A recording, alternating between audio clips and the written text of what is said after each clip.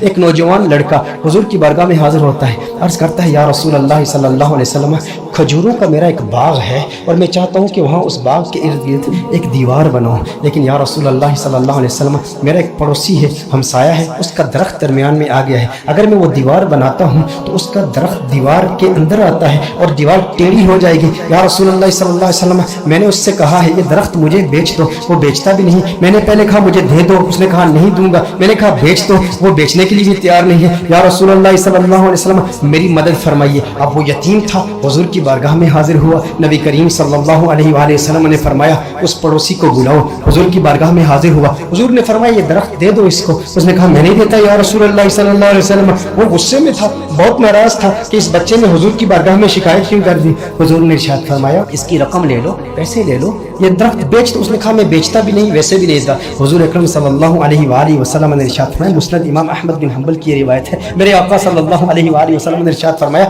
اچھا ایسا کرو کہ یہ درخت تم اس کی قیمت بھی لے لو اور اس درخت کے بدلے جنت میں ایک ایسا درخت ہوگا کہ جس کا سایہ اتنا طویل ہوگا کہ اس کے نیچے اگر 100 سال تک ایک سوار اگر سواری کرتا رہے تو اتنی طوالت ہے اس کی، اتنا سایہ ہے اس کا، وہ درخت جنت کا بھی لے لو۔ اس نے کہا یا رسول اللہ صلی اللہ علیہ وسلم میں قبول نہیں کرتا۔ اب وہاں پر صحابہ کرام علیہم رضوان موجود ہیں، حضرت سیدنا ابو الدحداء رضی اللہ تعالی عنہ صحابی رسول موجود ہیں، وہ عرض کرتے ہیں یا رسول اللہ صلی اللہ علیہ وسلم آقا اگر یہ درخت میں کسی طریقے سے اس سے خرید کر اس یتیم کو دے دوں تو کیا یہ آپشن میرے لیے بھی اوپن ہے کہ جنت میں مجھے بھی وہ درخت مل جائے گا؟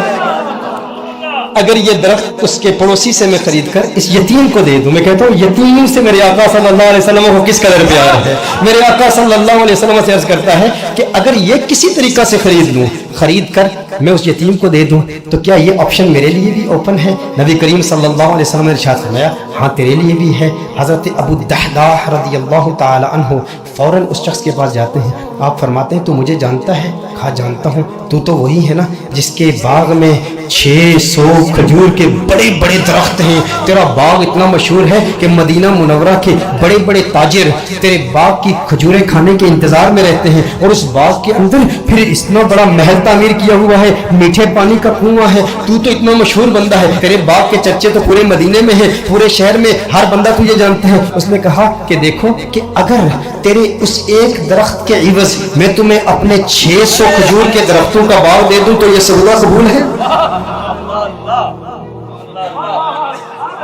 یہ سودا قبول ہے؟ وہ حیران ہو گیا، یہ کیسے ہو سکتا ہے؟ ایک درخت اور ادھر اتنا بڑا باغ، ابو الدحداء کیا بات کر رہے ہو؟ کیا واقعی یہ سودا کرنا چاہتے ہو؟ ابو الدحداء رضی اللہ تعالی عنہ نے فرمایا بالکل، وہ میرا پورا باغ تیرا 600 کھجور کے درخت ہیں، اس میں ایک بڑا ہی خوبصورت محل ہے اور اس کے گرد ایک بڑی نمایاں دیوار ہے جو مدینہ منورہ میں دور دور سے نظر آتی ہے۔ کہا وہ بھی تجھے دے دوں گا، وہ محل بھی تیرا، وہ ساری کھجوروں کے درخت بھی تیرے، وہ سارا باغ بھی تیرا، کس کے عوض؟ ایک درخت۔ کہا ٹھیک ہے، اور حضور کی گواہی میں یہ سودا ہوتا ہے۔ اب ابو الدحداء رضی اللہ تعالیٰ عنہ فوراً وہاں سے جاتے ہیں، اب ان کی جو زوجہ ہے وہ اس باغ کے اندر ہے، باہر سے آواز دیتے ہیں اپنی زوجہ کو، ہے ام دحداء ذرا باہر آؤ باہر آؤ، میں نے اس باغ کو بیچ دیا ہے۔ اب ام دحداء جانتی ہیں یہ بہت بڑا تاجر ہے، بہت بڑا بزنس مین ہے، خسارے کا سودا نہیں کرتا، کبھی خسارے کا سودا نہیں کرتا۔ ام دحداء نے کہا ہے وہ دحداء کیسے سودا کیا ہے؟ کہا جنت کے ایک درخت کے عوض میں نے بیچا ہے۔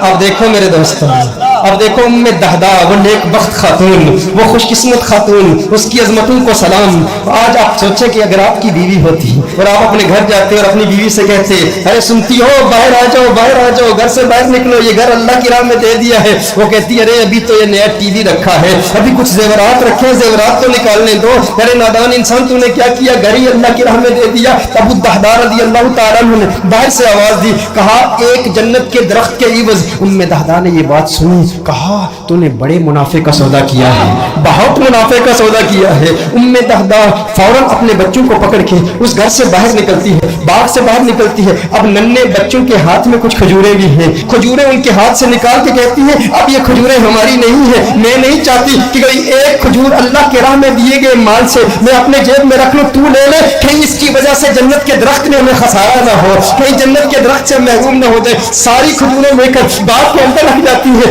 کہا کہ اس کا ایک ننھا بیٹا تھا، اس کے منہ میں ایک کھجور تھی، मुंह से खजूर निकाल कर फौरन बाग में रख दी। कहा अब इस पर हमारा कोई हक नहीं है, ये अल्लाह का माल है, अब हमने अल्लाह की राह में दे दिया है। अब इस पर उलमा के दो कौल हैं। एक मारूफ कौल की रोशनी में अर्ज करता हूँ कि अबू दहदा रज़ी अल्लाह तआला अन्हु के इस बाग के अलावा उनके पास और कोई बाग भी नहीं था, उनके पास और कोई दौलत भी नहीं थी, उनके पास और कोई माल भी नहीं था। लेकिन अबू दहदा रज़ी अल्लाह तआला अन्हु हुजूर की बारगाह में फिर हाजिर होते हैं, अर्ज करते हैं या रसूल अल्लाह सल्लल्लाहु अलैहि वसल्लम, आका ये सौदा पक्का है ना, आका ये सौदा पक्का है ना। नबी करीम सल्लल्लाहु अलैहि वसल्लम खुश हो जाते हैं और हुजूर खुश होकर फरमाते हैं कम मिन इज़्किन रदाहिन लि अबी दहदा फिल जन्नह, कम मिन इज़्किन रदाहिन लि अबी दहदा फिल जन्नह, कम मिन इज़्किन रदाहिन लि अबी दहदा फिल जन्नह। रावी कहता है हुजूर बार बार पढ़ ले, मुसलसल पढ़ ले, मुसलसल ये जुमले कह रहे हैं अबू दहदा तेरे लिए जन्नत में कितने दरख्तों की, कितनी टहनियों पे कितनी खजूरें, माला माल है तू।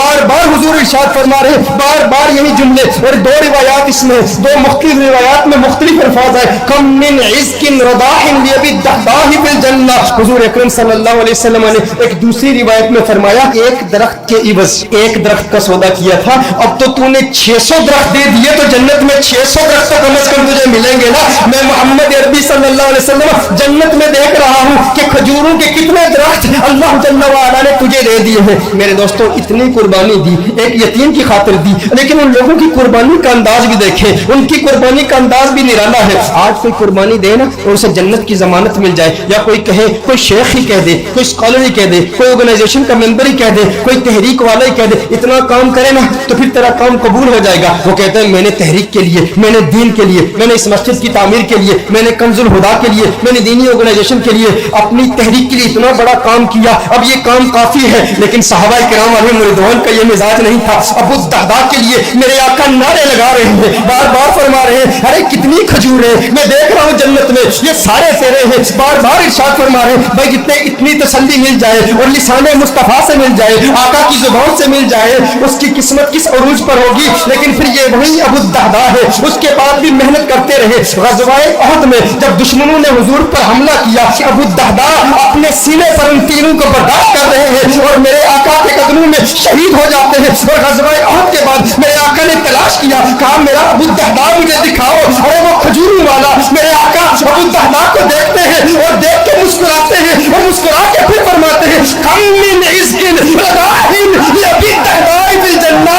अबू दहदा जन्नत में खजूरें ही खजूरें, खजूरों के दरख्त। मेरे आका खुश होते हैं, उसकी हौसला अफजाई फरमा रहे हैं। मैं कहता हूँ कैसा खुशबख्त है जिसने हुजूर की जात के लिए, हुजूर की जान की तहफ़्फ़ुज़ के लिए अपनी जान दे दी। काश यूं मौत आए मेरे हमनशी, काश यूं मौत आए मेरे हमनशी, नज़ाका और हो जाए मंजर हंसी, वो उधर अपनी जुल्फे सवाया करे और इधर दम हमारा निकलता रहे। हुजूर की जुल्फों का असीर, हुजूर की जुल्फों को देखता हुआ इस दुनिया से चला गया। दिल में, जिगर में, आंख में बस तू ही तू रहे, इसके सिवा न दिल में कोई आरज़ू रहे। इस एहतिमाम में शाख में सजदे करूं अदा